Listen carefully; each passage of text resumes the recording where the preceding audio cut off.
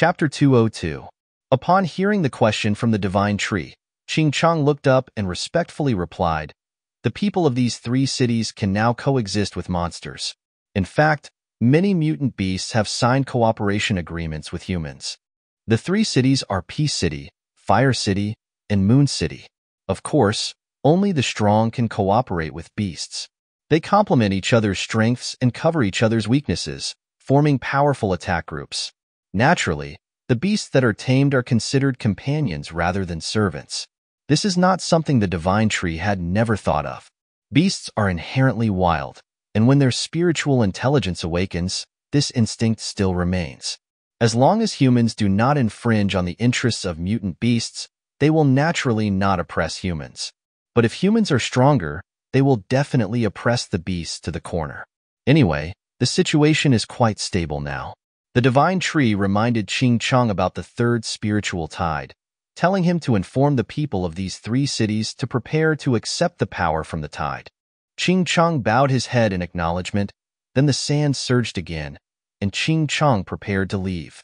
But Xiao Ling felt that the words of her master were not quite right, and she was sure that a man of few words like Ching Chong would convey all these words without missing a word. So she repeated, "Don't say it's the spiritual tide, but tell them to hold on to their faith." The divine tree was taken aback. Can it be said that way? Indeed, his daughter is much more cunning than him. She wanted to use this spiritual tide as a gift from the divine tree to the people. Wouldn't it elevate their faith and loyalty to a new level? Seeing that the divine tree did not object, Ching Chong knew that this was the new annotation for this statement. He agreed and said, "Yes, I will go and inform them to adjust their state." Then, Ching Chong hurriedly left, disappearing into a sand dune. At this time, only the divine tree and Xiao Ling were left. After a few seconds of hesitation, the divine tree decided to tell Xiao Ling that he had encountered the darkness at the bottom of the sea. Xiao Ling thought she had heard it wrong and shouted, "Who?" But it seemed that the divine tree was not joking.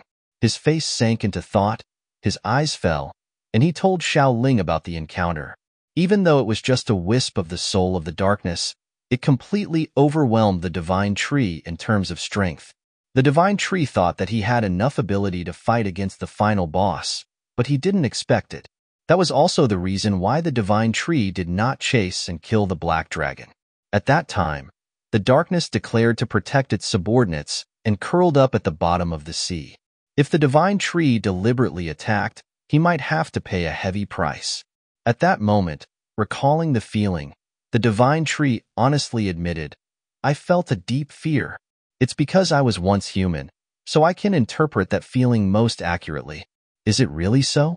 Perhaps the darkness, carrying an absolute spiritual pressure and being the symbol of death, shook the primitive instinct in the divine tree, making it fearful as a primal habit.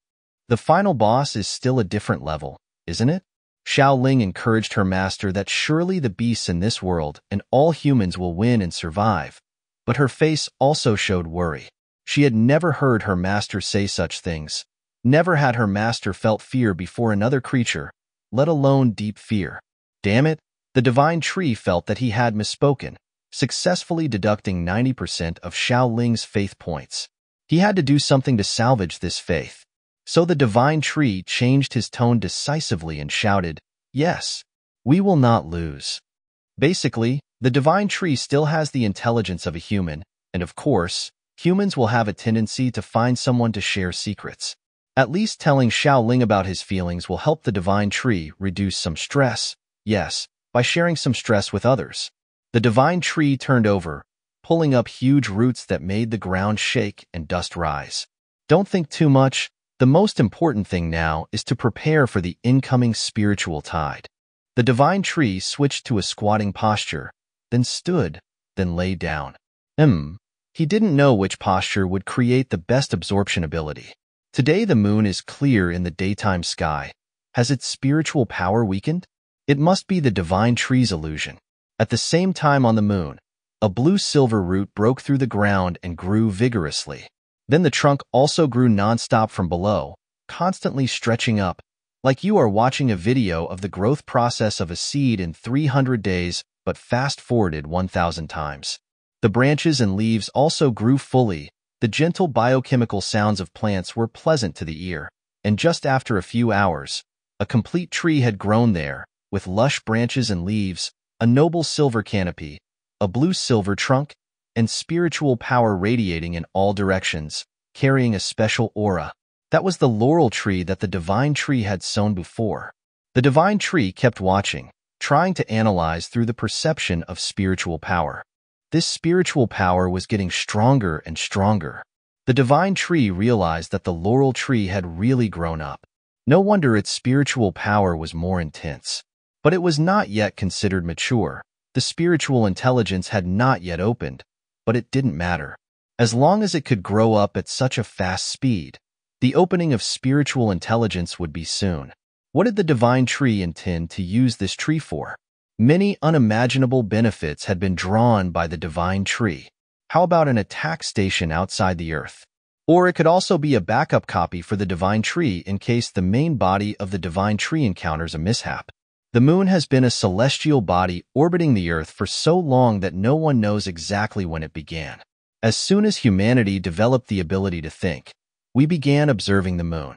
There's a legend that a civilization once thrived on the moon, reaching the pinnacle of evolution, possessing extraordinary beauty and miraculous abilities. This tale has left its mark in many classic Eastern works, such as Journey to the West. At the Chinese Federal Astronomy Department, they discovered a tree on the moon, a revelation that sent shockwaves through the department. They scrambled to look through their telescopes, and indeed, the man who claimed to have seen it was not hallucinating from alcohol. A massive tree stood on the moon, so large that it seemed to shift the moon's trajectory. The bald professor immediately recognized it. It was a laurel tree. Was humanity's nightmare returning?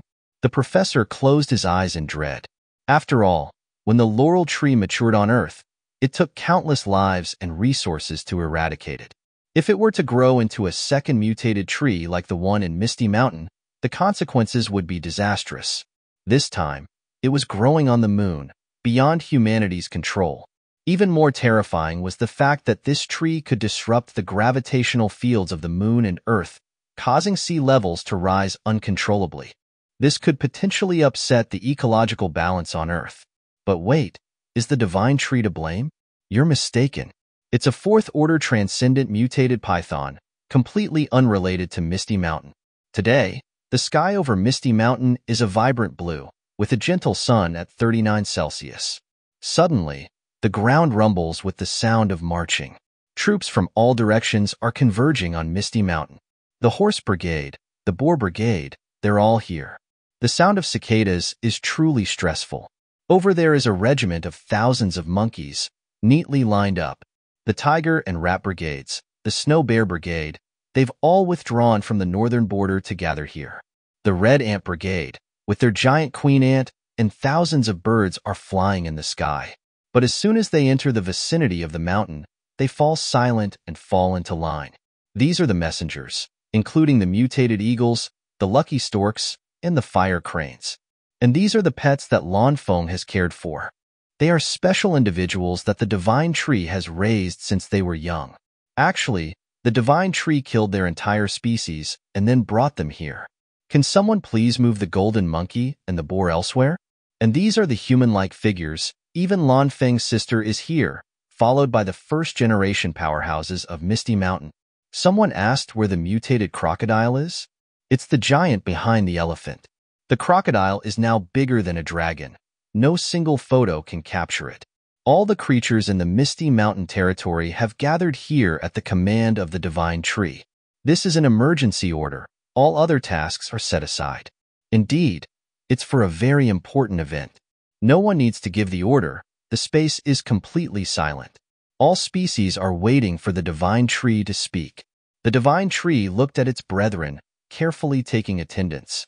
Actually, it was using its spiritual perception to check if anyone was missing, and indeed, the giant snake was absent. The divine tree then said, "All right, everyone is here. Only the giant snake is missing."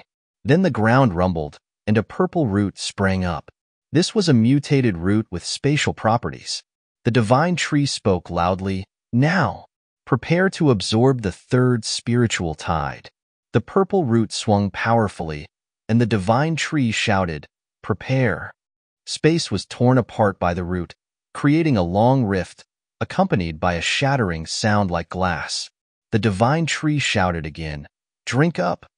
Then from the torn space, chunks of radiant spiritual energy like crystals began to fall, sparkling and illuminating the entire space.